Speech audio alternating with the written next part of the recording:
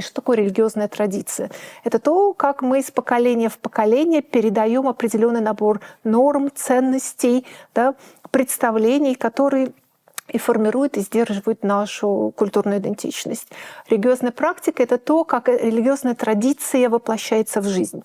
То есть вот когда мы говорим о трансформации религиозных практик, мы говорим о том, как эти практики реализации традиций сегодня и сейчас в Крыму меняются.